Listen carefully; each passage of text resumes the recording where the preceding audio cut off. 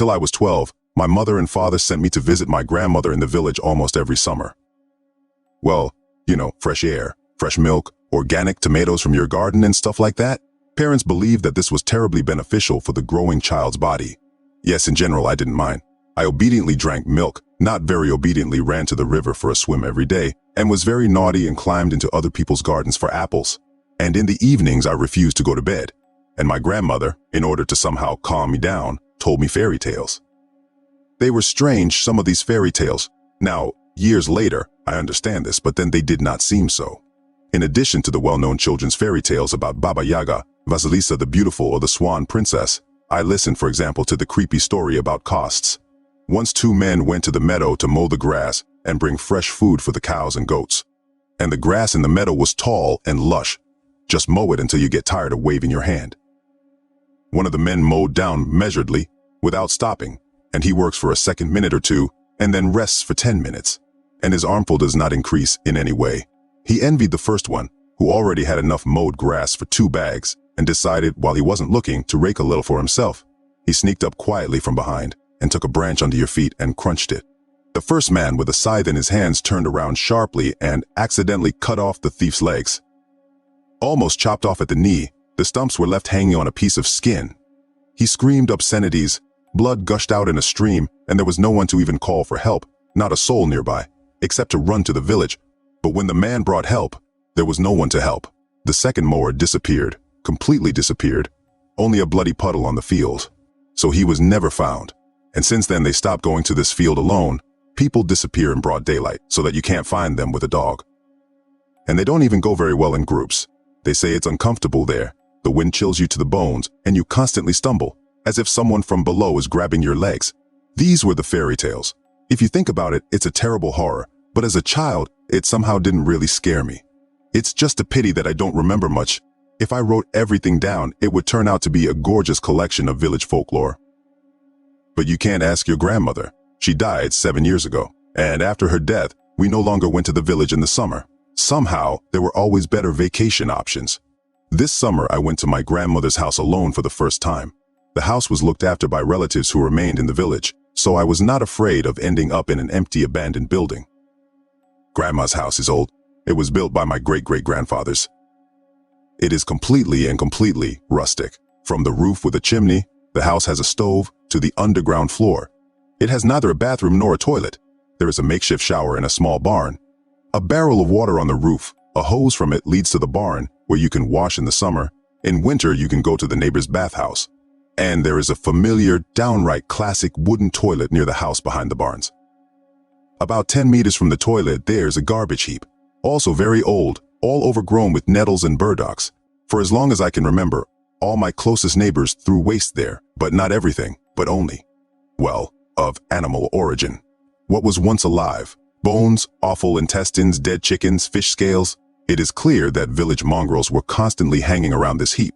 They probably ate up most of the garbage, since the pile has not grown to gigantic proportions in so many years, and even, surprisingly, almost does not stink. Another grandmother story was connected with this pile, that supposedly you can't leave the house between 12 and 1 in the morning. KHRYCH has dinner there, and if you suddenly come out, under no circumstances should you disturb him or look at him at all. Otherwise, he will remember you and will haunt you for the rest of your life, until he bites you to death. I don't know if my grandmother herself believed what she was saying, but she always locked the door at night with a solid bolt like that. No one was allowed to go to the toilet at night, so for any urgent matters, the grandmother put a large bucket with a lid in the hut. Rustic exoticism as it is. As you understand, I simply forgot about this damn bucket. When I arrived, I had a lot of other things to do, and in the evening I wanted to relax, and in general there was no time for that. I didn't feel like sleeping after the train, but watching a movie on my laptop was just the thing. I looked away from the screen only around 12 o'clock, and precisely for the reason that 4 large glasses of sweet tea made their presence felt.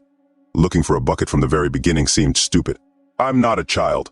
And I was never a coward even as a child, so I picked up a flashlight and went about my business to the street toilet. In general, a village night is something special. No street lights, no store signs, no cars, just silence and darkness. But not so much, of course, that you get lost. And the yard was familiar to me from childhood. And the bright circle from my flashlight illuminated enough to not blindly run into the prickly paws of raspberries. but I could not have expected what happened to me then. At first, it seemed to me that there was a person lying near the toilet. One of the neighbors was drinking firewood or some kind of tramp. I walked up and, without any second thought, pointed the flashlight directly at him. And it turned out that it was not human. More like a dog. His muzzle was definitely that of a dog, although it was very large, smeared with dirt and blood.